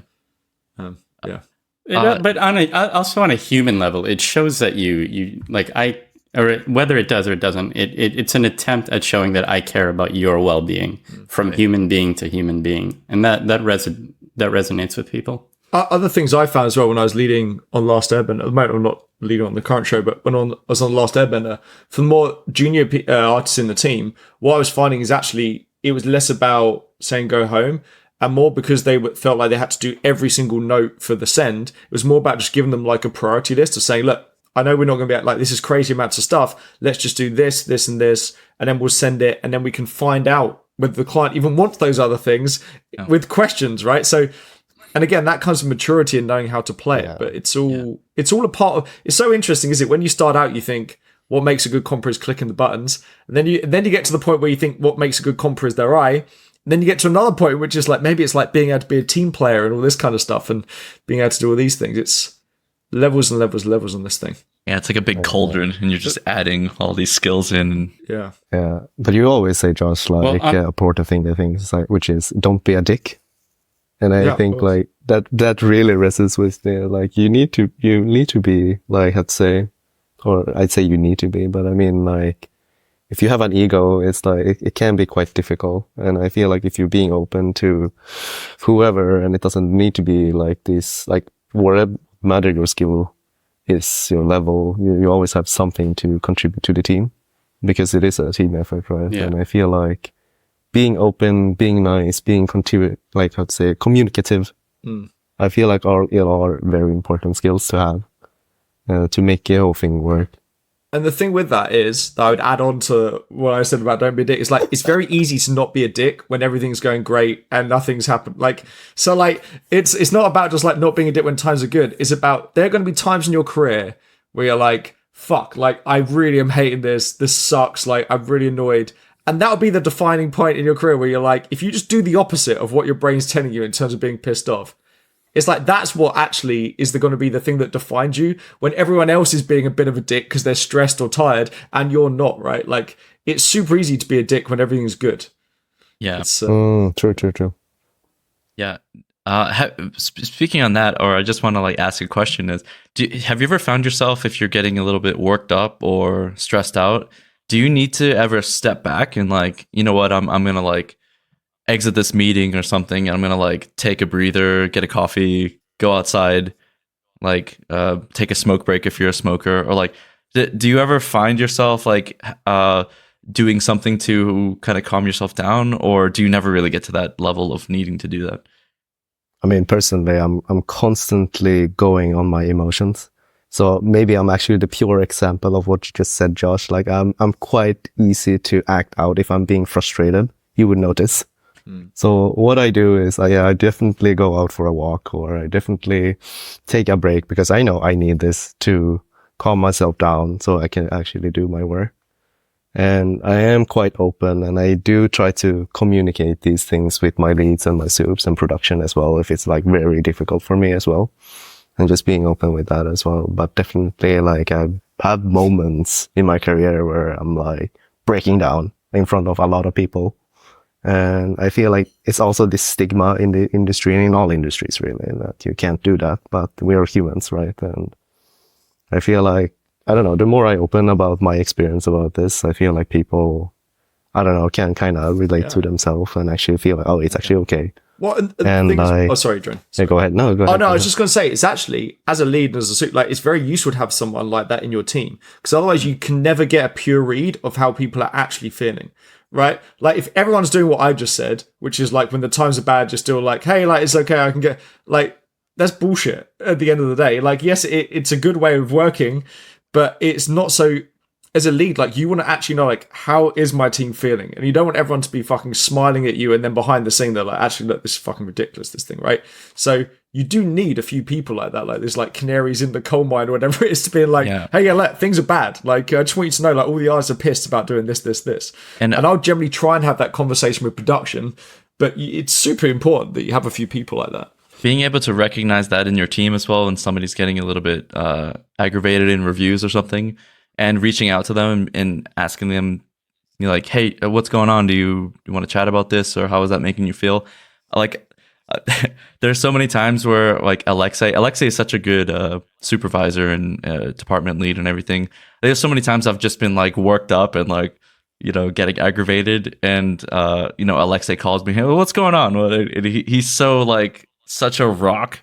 He's just such a solid person, but he's also willing to listen to my whining, and then he'll just like, don't worry about it, that's normal, blah blah blah. But the fact that he's able to recognize that, like, I'm worked up or something, and that he can just reach out to me, and I'm sure he does that with everybody, right? But just that level of recognition, and like, yeah, like Josh, as you said, if you're hiding that all the time, maybe it makes it less available for your lead or soup or something to kind of reach out to you and offer that help.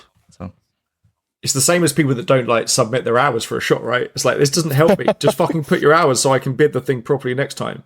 And it's the same thing. Like, no one point. And the thing as well is, we're all senior enough now that if we're getting annoyed, it's probably for a good reason. Like, we're not going to be like super petty about it. Like, if something's pissing us off, it's probably a little bit wrong, or like other people will be thinking about it, if that makes sense. Yeah, or like some politics or something like that. Like that you can't really control it. Yeah. Or you got like a lead who's like just blocking everything and maybe saying completely the opposite of what a VFX soup is saying. And maybe that's annoying you as a senior comper. It's like, hey, look, like, this is actually worth talking about, because look, we've got a lead here who's costing the company a lot of money because and everything they're saying is wrong. And there's companies that have been like that. And actually the people that get moved up in these companies, some of them are the ones who don't say about that stuff, and they just say yes people. And then you see these companies decline quite a lot, right? Yeah. So it's, I think it's very, very beneficial, and I think companies should appreciate those people more who do voice these things. It's obviously the way you voice it as well, but yeah. Just the last thing about this. One of the reasons I kind of felt like I didn't want to supervise anymore is because at times you find some people are completely impossible to predict.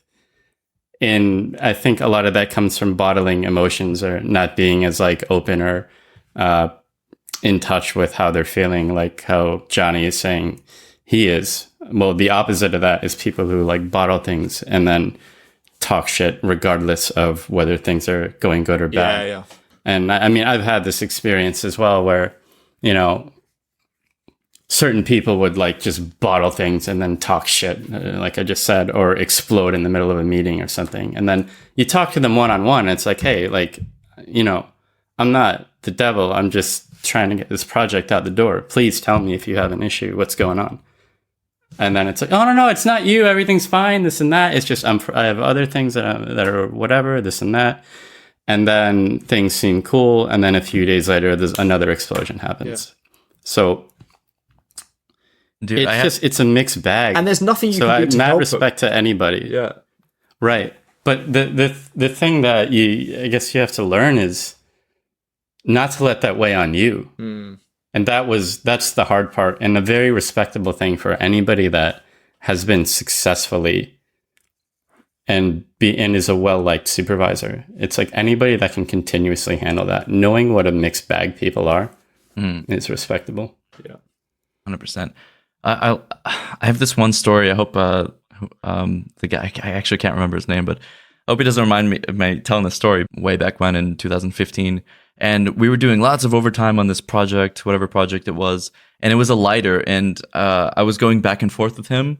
And we were like, I needed a render. And we were working really long hours. Like we're working until, midnight or 1 o'clock or something like that for a few months. And at that time, I think it was going through some redundancies. So they were like shortening some teams and stuff. So I didn't know really all that stuff. And this guy, he was super nice. He was like this Northern English guy, really really calm, really like super like chill guy. And I kept like, oh man, the render's broken. Sorry, like the frame's missing, this and that. And just one time, like it was never a problem. Just one time I went to his desk, because back then I used to go to people's desks. And I said, sorry, mate, like the bounding box is a little bit like it didn't render. So I need to like, it's the distortion, whatever.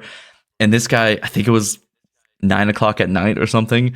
And he took his keyboard, fucking smashed it on the desk. And he was like, I can't fucking, what the fuck? And I've never seen somebody lose their cool like that before. And he, like, it wasn't because of me. He was just mad at the whole situation. And he was like, oh, like, I'm going to be made redundant. They're going to fucking fire me for all this stuff. And it was like kind of that moment where I realized that everything is cool until it's not, right? Like, so people can be bottling these feelings up. They can be having pressure at home or at work or all these external things. And just like that one moment triggers that in somebody. And, it's probably better to let all that stuff out, like Jonny is saying, like to not let it all bottle up to this one moment where you smash your keyboard. But yeah, it was an awareness moment for me. We're like, oh, this is like people are going through stuff. Yeah, it's tricky now to know what to do as well in that situation, right? It's like, oh, okay, like what do you do as a comper? And I don't know, that's difficult. I felt bad, but no, he just explained him. Like he was like, I'm not mad at you. I'm just mad at the whole situation. Yeah. But just him letting it out, I think made him feel better about it. I do feel like that's our job as compers sometimes, like just like take the pressure off those lighters. Sometimes it's like, all right, I'll just fucking like hack it and transfer mask or warp it on the edge so we get overscan or whatever it is, right? It's like, yeah. Effects as well. Yeah, exactly. It's that's where a good comp can really pay dividends in regards to that stuff. Yeah. I have a question for Jonny from Adrian, since he couldn't be here today. The question is, priorities change, and they change a lot for me. Have they changed for you over the years? And can you name some of the ways that they have changed since the beginning of your journey? I mean, I guess we touched it briefly, but yeah, like I guess in general, my life priorities has just changed, right? Because like before, I was super focused on my work, and I think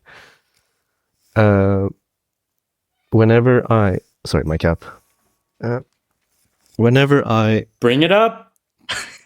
Hey, oh my god, he's got pajamas. Oh no, you're gonna think I'm a crazy person. Tony, we can't have a naked cat on the podcast. That'll get us fully clothed taken off YouTube. But I think for me, back to serious subject. Back to serious, like okay, our tuition in Sweden isn't, I mean, we don't have a tuition, like, but for me, I felt like I put money and time into studying visual effects. So to me, it was like a very big priority of actually trying to become as good as I could, I think. And I think after a certain time, I realized like I can't keep up with this hustle I started to realize I need to prioritize myself more than anything. In this analogy, I don't know where I heard it, but somebody once told me, or it's like a TV show that says like sometimes you need to put the oxygen mask on yourself before you help your neighbor. You're not necessarily being selfish, but you need to sometimes put yourself forward more in such situations, I think. And I think realizing through my career that I needed to take care of myself to feel better, to feel motivated, to do the best work that I could was really important. So I think that priority changed at a certain point where I started to prioritizing my me time and my well-being through my career. And then like I feel like my priorities shifted again, where I felt like rather than always being a junior/mid, trying to always say yes, and like being a yes and person and always take whatever good opportunity came, I started to be more picky of like knowing what works for me and like who are the people I want to see myself with and who I want to work with.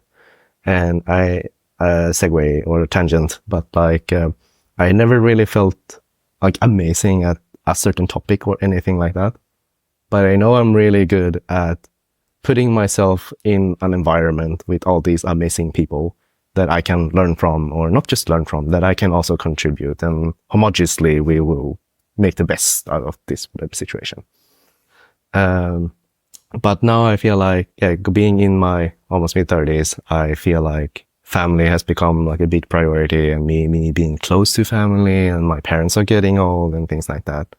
And I feel like it's come to the realization that I might not do this big piece for my reel anymore, because now I am maybe located in Sweden where it might not be possible. Maybe it is, but there was like a realization that I might not be able to.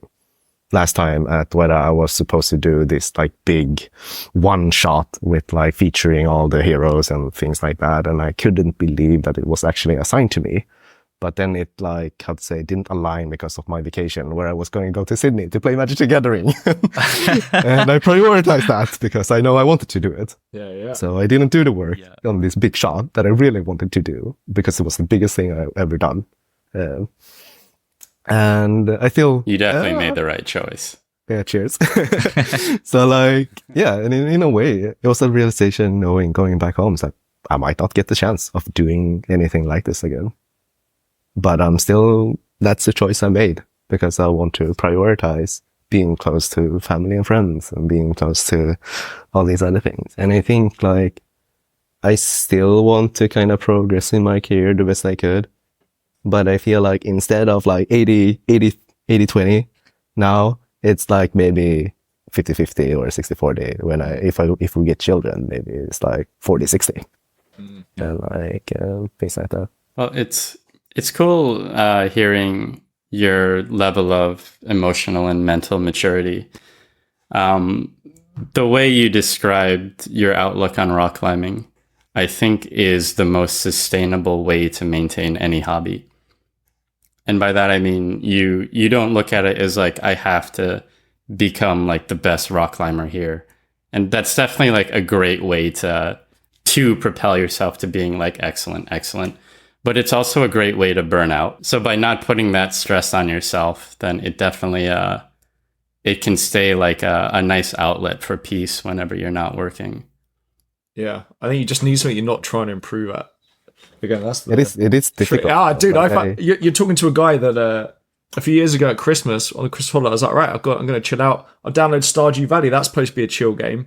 2 hours in, I was fucking working out like the yield of each seed and just planting strawberry or like cranberries. And I was like, oh, this isn't fun. This is like a job. But it's just yeah, man. Bro, if there's oh man, I do envy Johnny's outlook though. Like if there's a person better at like grappling or jiu-jitsu, or if there's like a better surfer in the water, I'm out for blood. Exactly. Man. That's like me as well, but it sucks. It's so tiring. Like it's like yeah. It's not good. Actually, I'm the same. Yeah. Go ahead. No, I was just going to say my version of that is like, do you remember, Jonny, do you still play Dota 2 at all? Barely. Yeah, my version of that is that I'm still so crap at that game, but it's like, I've got a group of friends who we used to work with at NPC, and we still play it, and it's like, I don't care if I'm rubbish, it's just my chill thing. But Yeah. it's important. For me, I suppose traveling is that, because it's not really, you can't really have a competition. I mean, you can compete with people, how many places you've been, bro, but that's not those are the worst. but that doesn't really matter, because every experience is unique, right? It's totally unique, and you can't really be better or worse at it, really. I mean, in retrospect, maybe you could have done stuff better, but every choice you make is like a different path, and you're just sort of in for the ride, right? Like the trip that I mentioned before, like I didn't know how I was going to get to Malta, and I was just the journey to get there on a train, and like all the shit that I would run into on the way. That was the fun part. It wasn't actually going to Malta or something. It was like all the stuff that you go, and that's unique to my own experience, and you can't really compete. Like nobody can compete with that experience because it's unique to myself. So I guess that's my version of that. Tony, speaking of like booking that trip, how do you, again, I'm just trying to think of like tips that everyone can use in their day job. Like, how do you go about booking that? Do you talk to production in your work and say, hey, when would a quiet period be? When would be a good time for me to book this? Or did you just book the thing and say, look, I'm not going to be these months? They're like, oh shit, that's when this Marvel film is going to be due. I have a great story from DNEG in London, actually, about this. So there was a time, it was like my first project, I think it was Avengers 2, Age of Ultron or something, and the project had finished and they extended me, but the next project hadn't really started yet. So I walk in one day, like a Monday, and they were like, assign me to training. and I was like, what is this? And it was like a whole week. It was just like, watch tutorials or something. And I walked basically into the artist management like office, and I was like, hey, what is this? Like, sorry, we don't have something for you to do for the next like week and a half. And I was like, well, okay. Instead of me just sitting around doing tutorials, which I could just do in my free time, like just give me a week unpaid off. Like just, I'd rather have the time off.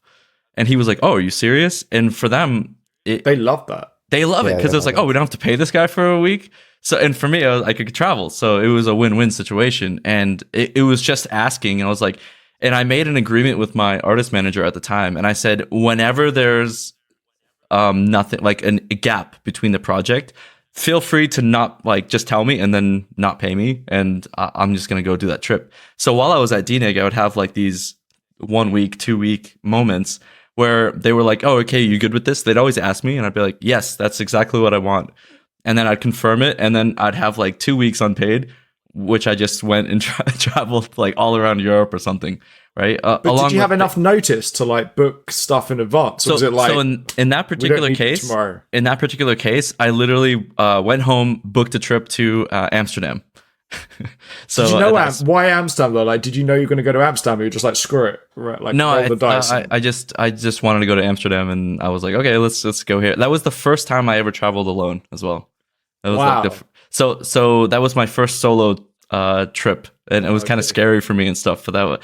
But it was just spontaneous, right? And so I've been doing this spontaneous, like, oh, what's that? I have 6 weeks, and I guess in my head I have these things kind of lined up of like roughly what I want to do. For example, I would love to take a trip now through Poland and Latvia, Lithuania, all these kind of countries. So like taking a trip from Munich all the way. So like whenever I have free time, I might do that next.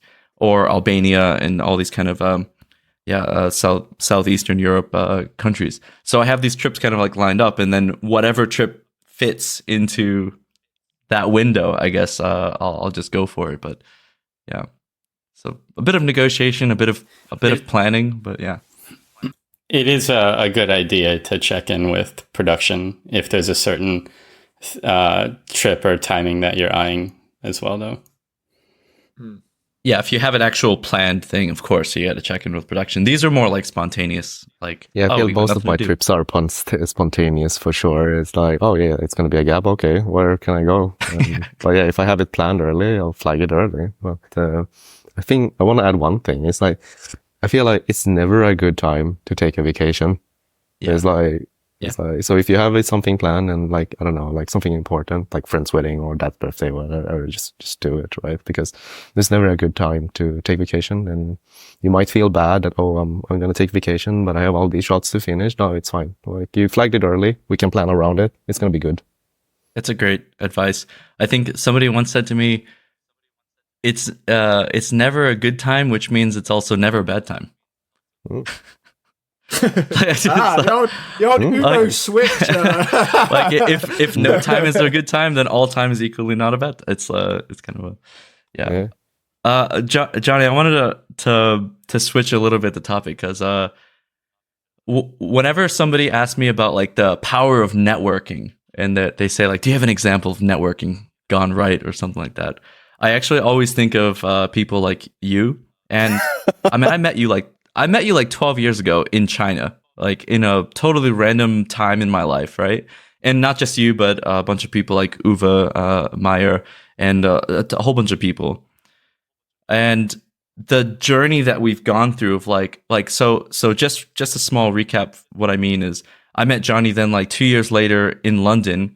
And when I was in London, I needed a place to stay. And Jonny got a job at Trickster. And he basically, I got to rent Jonny's flat and stay in his room. And he got to go to Trickster. And when he came back, he told me all the cool stuff about Trickster. And I remembered that. And I can say that Jonny is one of the major reasons why I went to Trickster in the end of the day. And then you were in New Zealand when I was in Australia. And we did a 2-week road trip, a 1-week hike in Abel Tasman in the South Island of New Zealand. And like just all these moments of like, as you were mentioning before, where it might seem like a very short friendship where it's like, oh, that guy was really cool in that one place. But you never know when it's going to come back and aid you either in your career or in your life or in friendship and everything like that. And I can say the same for G. I can say the same for Josh. And I think that's the power of what people consider networking, right? Because you never know when it's going to become more fruitful in the past. That's just making friends, I think. But I think like that's the thing, right? Of course. It's not like you were like, right, I need to make friends with Jonny so I can stay in his house. And it was just, I don't know, we both enjoy what we're doing. We're friends. And it says you go through the career, you get a bigger friendship group or network, I guess. I don't want to say it like I don't want to say it like networking and versus friendship. I just want to say is even when something seems insignificant of like, oh, I'm only going to know this guy for 3 months.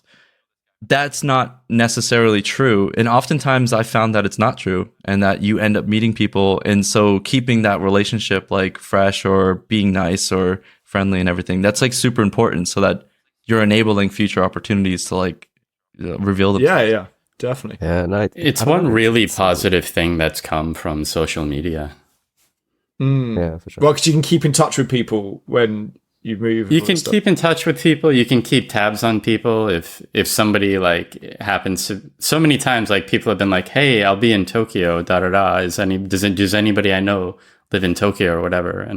Or people see me living in Kyoto, and then I'll get hit up like, hey, I'm going to be in Kyoto next week, It's, again, it comes back to that don't be a dick, right? Like, it's a very small industry. So if you're a dick and you're bad at your job, it doesn't work in your favor. If you're nice and you're good at your job, it really, like, works. Like, and it just, it really helps out, basically.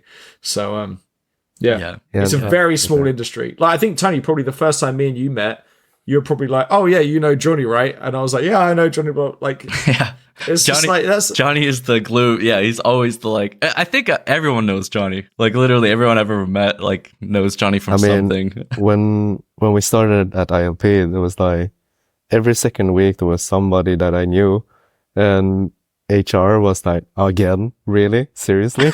You know this person too? I mean, my seat at ILM London, I think, was where you used to sit. And I found that out through Matt Foster. Does that ring a bell? Yeah. Yeah, I sat next to Matt Foster, and behind me was Will. Anyway, so Matt and Will, and they were both like, yeah, Jonny used to sit here. I was like, oh, I just met that guy like 6 months ago in Copenhagen. Oh, wow. Oh, yeah. No, I know Will. Yeah, okay. Now I know. Yeah. It's okay. You were in London, basically. Okay. I get you. Yeah. But it is a crazy small industry, isn't it? Like, I think people don't realize how small it is. Like, at these bigger companies and on the higher end stuff, like, everyone kind of knows each other to a certain extent once you've been doing it a while. Yeah. Don't be a dick. I feel like, I don't know if you guys feel the same, but like, in comp specifically, I always feel like we have almost this like camaraderie, even when it comes to like finding jobs. And I feel like it's like other industries or maybe other departments are a bit more cutthroat. Whether it's like if there's a job opening, I might be quiet about it. But whether in comp, I'm always like, people always kind of hook me up, or like I give them like an email address to the recruiter, and it's always like they don't. It's called trauma bonding. Yeah, trauma bonding. Yeah. It's because it's like, fuck, I can have 20 shots, or maybe I just get them to hire Jonny, and you can do 10 and I can do 10. Or, Help me suffer. But Tony, it was the same thing when I was at Trickster, right? Like, the reason I went to Trickster is because the only time I've ever been full-time was at NPC Ads, and in COVID time, they made pretty much everyone redundant. So then I messaged Tony and was like, "Hey, do you think Trickster need any compers?" Like, and then you said, "Yeah." And then I had like, it was just me chatting to Ernest basically with him on his balcony, and Morella, I think, was the recruiter, and it was just chill. It was just like, and I always tell people that actually when they're kind of applying for jobs on LinkedIn and things, I'm like, Matt, by the time that job's gone to LinkedIn, but they've already asked everyone in the studio if they know anyone for that job and all this kind of stuff. And then that is like the last place you'll see that job is on LinkedIn. Yeah, they've exhausted all the other resources that they have of asking people. Yeah, exactly. And that's why, again, like it's super important just to like start reaching out to people and all this kind of thing. Yeah. And also, I mean, maybe to touch on that too, and I don't know, maybe Jonny can jump in, but since you've been to all these places, like, you don't want the friendship or the relationship to just be, "Hey man, do you know any jobs that I got exactly. Are open?" Because that can be, I mean, some people have done that to me, and I'm like, like, no, I don't have any information for you. But like, it feels bad, so you don't want that to be the only reason why you talk to somebody. It's like, "Hey man, do you have any jobs for me?" It is good to be blunt kind of upfront as well, though, because on the flip side, if somebody that you haven't heard from, like a pyramid scheme, like if somebody you haven't heard from in like 7 years is suddenly like, "Hey, how's it going?" And then after like 3 or 4 exchanges, then they go, "By the way." Yeah, but it's good to just be like, "Hey, how are you? Like, how's it going with your family, whatever it is." But it's the same thing that Jonny was saying, right? Like, we've all got friends here who we probably haven't spoken to for the last, like, 4 years or 3 years. And when you meet them, it's not, like, a personal thing that you didn't... Everyone just knows, if that makes sense. And it's exactly the same as if you'd kind of been talking the whole time. So I think everyone... Well, I remember the last time I was in London, which was, like, right before when COVID broke. It was, like, New Year's 2019, I think it was. And I really wanted to see Dan Kemies and you, Josh, and Mike Bowden... And all these guys, like, I just was excited. And Remco Kram was the Dutch comper. But Remco. I just was so excited to see everybody. It was, and we went to your house, Josh, and we were like playing this, like, we went to the pub NES game. Came here. Yeah, it was so much fun. Like, over the years, as far as the big films, like working on huge films and like what's the next step of your career and stuff, I find myself more and more just wishing that I was in a room full of my friends comping. Like that's the thing that I wish. That would be like a dream come true for me. It's just being with my friends comping. Me and my friends fantasize about it. But the thing is that you're right. Like, there is a thing where it's like, oh man, like if we all just went to that company, it would be so good because it's just yeah. And that's that selfish thing that we were saying before. It's like, oh, I want to work with Josh. Oh, Josh needs a job. Of course, I'm gonna try to get him. This is my friend, so I want to like bring him all in. So that's like selfish. But companies love it as well, right? Sorry, Johnny. Companies love it as well because they're like, oh, now we don't need our recruiter to blind message a bunch of people on LinkedIn. So it works both ways in that respect. Definitely. Sorry, Johnny. No. But it's fine. But isn't it amazing, though, that we actually have this in our industry, that we can just be like, oh, yeah, you should hire my friends, and they come here, and we're going to go great. Yeah. And it's something nice about it. I don't know why. I had when I was in Framestore LA, it was like a very small team. It was the Framestore office, but there was like, I don't know, 30 people or something. And we were building the team up, and I had some level of influence there, I guess, like some I could recommend some people because they knew I was good and I was recommending the first batch of good people. And I don't know if you remember Kenneth, Jonny, Kenneth, the other American, who was with us at Shanghai, Kenneth Brown, like this Texas guy, like super, super chill. He looks a little bit like Leonardo DiCaprio. Anyways, so I needed help in LA, and he's from LA as well, or he was living there. And I was just like, I have the perfect guy for the job, Kenneth Brown. And he came in. And I started like this like just started hiring my friends at Framestore. And like at some point there was like 8 people that I had worked with previously and that I hang out with all the time. And it was just like a group of me and my friends posse. And it was like the most fun ever. Like JD Yepes, who was our comp soup, and it was just a memorable time. I just remember like not only are you helping your friend get a job, but you're like really just having fun, even on those late hours and stuff on those commercial jobs. Like, but that like just whatever you can do that, I recommend it to bring out your friends in. Yeah, and also by the way as well, like I remember, I don't think it got recorded, but me and Ernest were saying, like, do you ever feel like, I think Ernest asked me, like, do you ever feel pressure when you work for a company because people maybe watch tutorial, and I think it was the same for you. And I said that I never really felt pressure. It was more just, oh look, shit, Tony had recommended me. I don't want to fuck that up, right? Like it's like it's a thing of like, yeah, okay, like this guy's reputation's a little bit on the line as well. This girl's reputation's a bit on the line as well because they've said that I am good and they think that I am good. So well, that's an amazing point. Is that you don't want to let your friends down, right? And so the closer you can be, the closer connection or the best relationship you can have with somebody.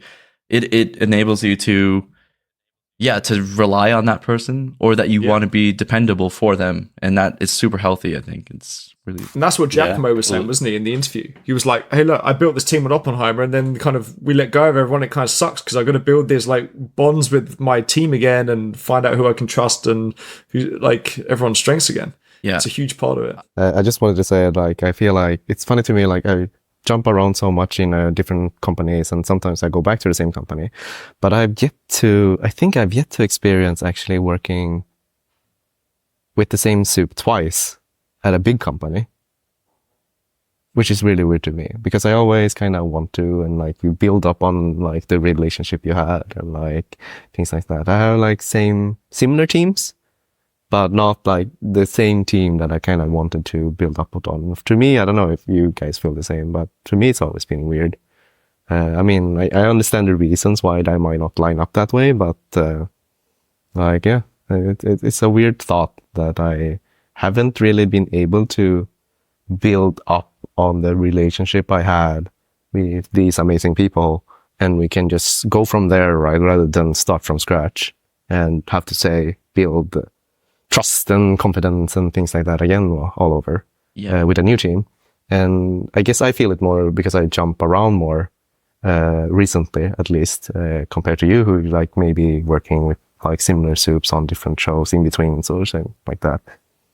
And yeah, I mean, it is something nice just working with the same team, right? And you just kind of have the trust already built up, and you feel it, because I never really feel at ease until like I made my first final almost for some reason. Like I always kind of question myself a little bit until, oh yeah, that happened, feel great. Now I got the feedback, as in like not necessarily the feedback from the client, but as like you put the check mark and it's like, yeah, okay, one done. Nice.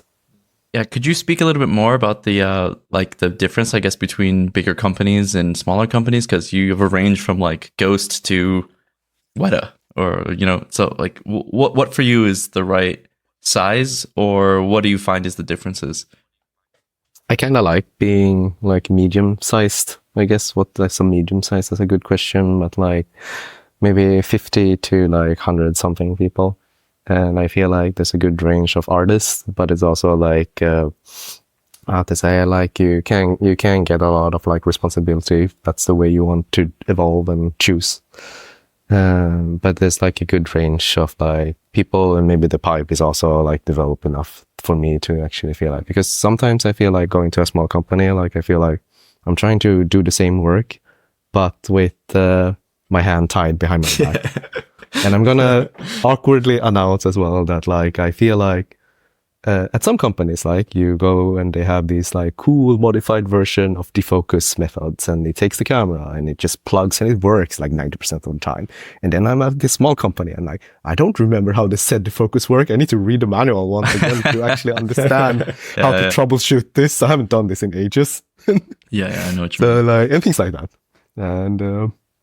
And so like, I feel like, I don't know, I think I like big companies in one way because like there's so many people that are amazing and you like draw from them. But then I get like there's medium-sized companies, I feel like there's a good mix of really good people, talented people. The pipe has been developed to a certain extent, then you also have enough to actually leave a mark. Whether at a big company, it's like if they don't know you, you kind of have to build trust before you can maybe do something that's like you feel like you're really contributing to. I don't know if that makes sense, but and then at a small company, I don't really have that much experience with, but I think the way I like to learn and I like to pressure myself to do better, I don't think I would float well in that environment, to be completely honest. Is it people are not pushing you? Is that what you are seeing, or? I think if I'm being like the only comper, I actually had an interview quite recently where I would be the one only comper, definitely the one with the most experience. And I don't think I would actually trust my experience enough to actually do the job properly. Or I feel insecure because I didn't have the safety net of like having another person to actually discuss my thoughts and my theories with. Like if I'm like 90% sure this is how it's going to be, this is how it's going to work, I would probably say I'm like pretty sure that this is going to work. But in reality, I'm pretty damn sure that it's going to work this way. But I don't trust myself. Do you have a experience with being a lead of a sequencer team or teaching people like juniors or something like that? Have you been doing that like sprinkled throughout the career? Not officially, but like every now and then I'm kind of function as like a mini lead or something like that, I guess, if that's a word. Yeah. But where I oversee like maybe one or two, and that would be the cases where I looked at something maybe, or like I have something that works in the sequence. And then maybe two other junior people might be like having a bunch of shots that's similar to mine. And I feel like I'm kind of nurturing them in the way that I have done for that sequence. Or that, if that makes sense. Or it could be like I have more experience and like people come to me as advice. And I feel like maybe that's at a smaller company where I feel like, okay, I'm not necessarily a lead, but I have like partially some responsibilities that's like overlaps. I don't feel like I want to be a lead at the moment. I feel like at some point I want to try maybe, because in some ways I want to give back to the people and the younger as much as they have given me. Yeah. And I like that idea. And I less the idea of putting more time in spreadsheets. But I do enjoy working with people, and I do, how to say, make the machinery work, I guess. But like, but it's also like, I think if you asked me 5 years ago, I would be like, I want to know 100% before I can take, the leap of like becoming a lead. But now I think it's just about, I need to take the leap if I really want to. Well, just how you speak about yourself and how you're self-reflective, I think you would make someone, at least a good teacher, or somebody who can help juniors with stable advice and how to go about stuff. I feel like you'd be really good at that. Especially with how open you are about your feelings and emotions and mind. Like, it's always nice when your superior is very open with you and the rest of the team, because it makes you feel like that's a human guiding you, not a corporate device. Corporate note giving. No, I think it's my unique selling point, right? I'm very open, and sometimes a lot of times it's in my benefit, and sometimes it's also like, how to say, I don't know, not as good, but it's hard to say. But it's go ahead. Oh no, I was just going to say, but like again, like, you know, in a team you need all these personalities, right? Because like the strengths and the pros and cons, etc., like all kind of weigh out each other in regards to this. So yeah. I have maybe a almost closing question or so, but I find it interesting that like maybe 12 years ago, Sweden wasn't really on the map of big VFX and everything like that. And for you, it was very easy to like, I'm gonna go far away so I can get all my experience and all the films and everything, and that was like a natural step. Now we've seen like Sweden has have a really big like resurgence or like emergence of like ILP. I think Goodbye Kansas is another one. Like they're doing such great, like they're really punching above their weight and doing like Star Wars, and I think they did Avatar, One Piece. Last Airbender. Sorry, G. So yeah, what do you feel about that? Like, how do you feel as a Swedish person seeing such an emergence of the industry coming out and all these people kind of flooding in and everything? Like, yeah, no, I think it's great. I feel like it's how to say, yeah, like I moved abroad to get the experience to go back home, and now in some ways, earlier I mentioned that I might not be able to do the big shot that I was supposed to do, or not supposed to, but like I might not do the greatest shot in my career. But it might not be true. In Sweden, we're all actually pushing the boundaries, and we are actually putting out good work. So I mean, yeah, I mean, it's totally doable. It is totally doable, and I feel it's great. I feel like I'm not gonna go too into it, but like having more work and more options are always great. And if it's in my home turf, I think that's great.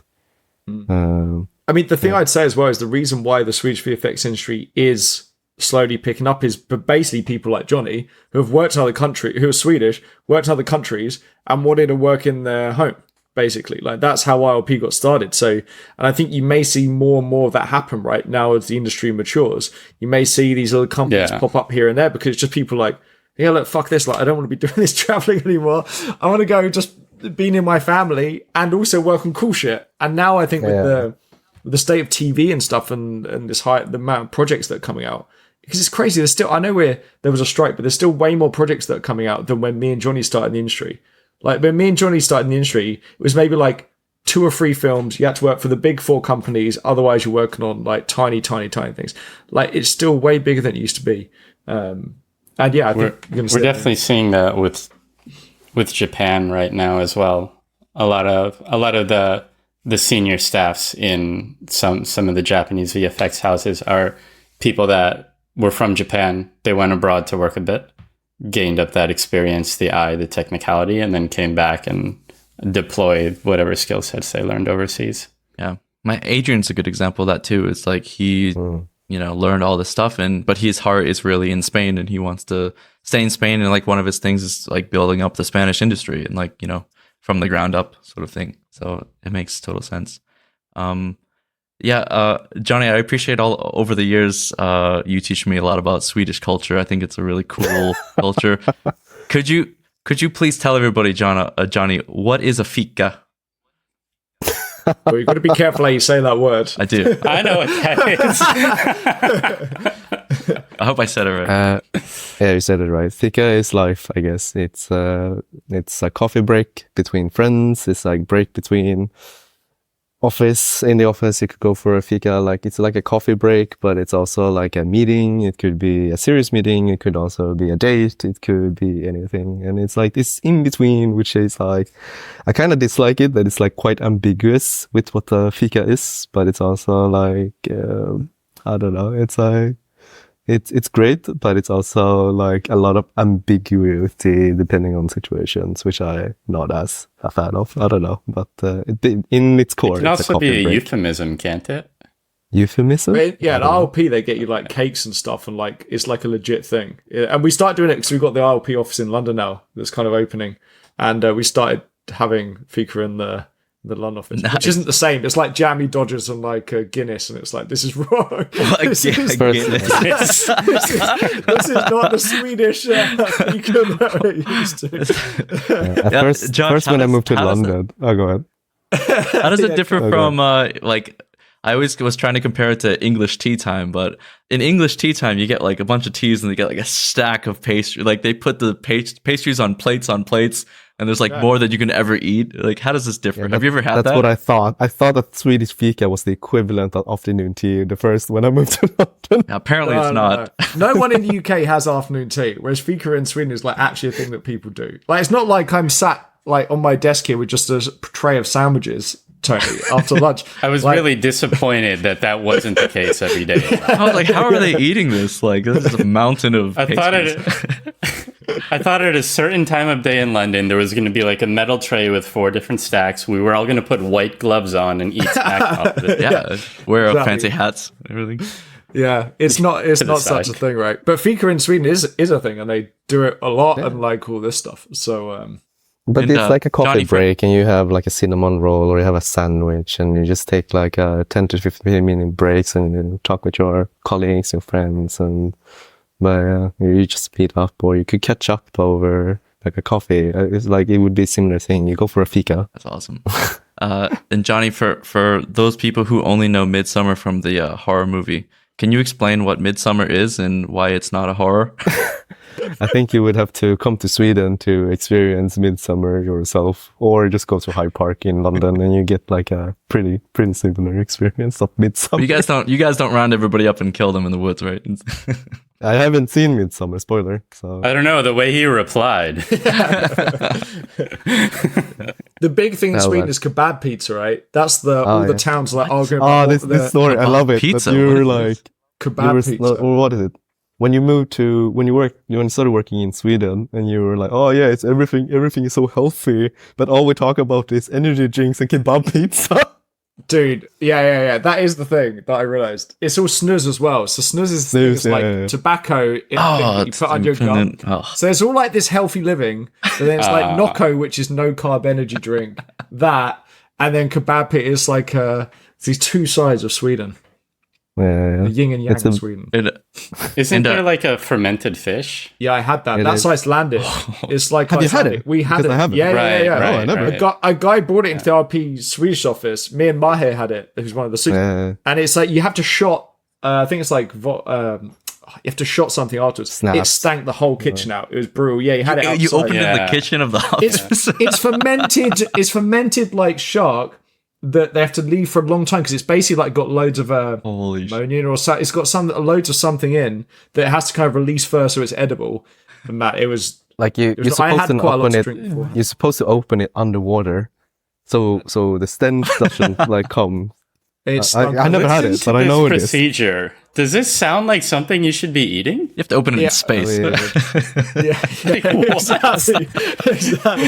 Messaging Elon Musk so you can go open your... I think this is like, I think Swedish food is like how to say, through the years, like originally it was like it was quite cheap, and to be conservative, how do I use up a lot of like one sheep, or how do we preserve it as long as possible? So that's why we have these weird things like the fermented fish and like things like that, I think. But I don't know. It's weird. I never had it. Man, nice. Yeah. So do you feel like it's, after all your long history of living as a nomad, you're just kind of starting to chill now? I know you said you'd maybe have one more adventure at Weta if that comes to it, but overall you just kind of feel like this, bringing it back home. I definitely feel like it's like almost at that transition point where like I feel like I've done the most big companies, and I know which ones I do enjoy work for, and I have all this experience, and yeah, my life is like kind of, my priorities is shifting. And we're not opposed to like maybe going abroad for like a short amount of time again, but right now maybe it's not in the cards, but we'll see. You never know. But yeah, definitely like feel like I'm kind of almost like trying once again to hang up my nomad coat, if that's a thing. And like, yeah, but it's you're like it's John scary, Wick, but it's also Johnny, good. and your guns are buried in the basement, and and then when the time comes, you're gonna take the sledgehammer to your nomad backpack, and you're gonna fucking break that shit open for one last run. Just keep that cat safe at all costs. Yeah, I keep the cat safe. I put my Wacom pen in like a safeguard underneath. Yeah, we smash it when it's ready. Get it off the wall. No. But yeah, no, definitely. I definitely feel like I feel like, right for now at least, I'm gonna try to stay in Gothenburg and maybe just do a little bit of remote, or I keep myself in Sweden. But we'll see we'll see how. You never know. It's like, once again, it's like guidelines, but then you don't know how to. You don't really know how it's gonna fold out. I need to tell a closing story as well about Adrian. Please. Actually. So like, it's funny. Like we met as well at MPC in London, and I think we kind of missed each other. No, wait, we overlap a little bit in Vancouver. And then like he came to Weta around the same time I was there. And one time I ran into Adrian at the park in central Wellington, and he was like doing parkour with his partner. And he was like, "Oh, Jonny, you should join and do parkour with me." And I ended up spending this afternoon trying to do like parkour with Adrian in this freaking park, because he's been trying to get me to do parkour with him for ages. But I always like, oh, I'm very Swedish about it. Like, yeah, I'll come once and I'll try. I never did, never made intention of doing so. That's his second question, Jonny, is how's your parkour going? He sent me that earlier. Is that? Yeah. Oh, no. How's it going, Jonny? I think Adrian wanted to see a live roly-poly on the podcast to make sure. I mean, if I meet him, I'll be open to try again. But no, like I think I stick to rock climbing. I think we would do well rock climbing together. But I don't know. Do you feel like that? Like when you, because I don't dare to do parkour, because if I hurt myself and like I don't know, like you start to be more risk aware. And I mean, I go snowboarding, which is also not like great, but yeah. I mean, I'm sure Adrian sees like the equations of like terminal velocity and momentum in his head while he's doing these spins. Adrian sent me a picture once. He's got a giant gash in his head with like stitches and stuff. He's like, yeah, didn't go so well last weekend with the parkour, but he still loves it. Every weekend we're at risk. Imagine like if you're the comp soup of a show. And it's delivery time, and they know that you're doing like parkour at the weekends. That production would be like, please, just don't do it this weekend. Like, we just need you to check like 20 shots. Just it's or your skydiving hobby, Josh. yeah, of course. That's it. If a show goes particularly bad, I'm not pulling that fucking shoot. That's the. It's like, screw this.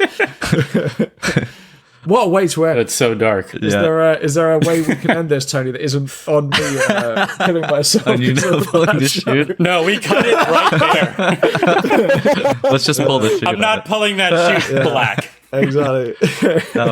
Jonny, I really want to thank you for coming on, and I think you're really like the definition of VFX nomad. And there's like this. There's a reason why the logo is a green screen and a mountain, and it's something that you and me and G, we all share together, is that we love hiking and we love this adventure of life. And I've been on a hike with you and G at different points, and they're just so amazing. And I like that you enjoy going into nature and just taking this kind of risk or adventure, and you have this sort of fresh eye of the world that you're not afraid to go forward and try things that people maybe are too scared to do. So thank you for your insightful stories and comments. Thanks for having me. It's been fun. Yeah, I think people are really gonna like this one, because everyone keeps messaging us, right, and saying they like how open and like, oh, I thought I was the only one who got annoyed at this or whatever it might be. So yeah, thanks so much, Jonny, for being open, because honestly, it's super, super important for the industry. Yeah. Big shout out to all the people that said that as well. I think we've all received messages like that it just makes people's days a bit more relatable, that other people are not just experiencing, but broadcasting their experiences that are very similar to whoever is listening. Yeah, super important. For sure. All right. Thanks, Jonny. Thanks for joining us. Thank you. See you, everybody.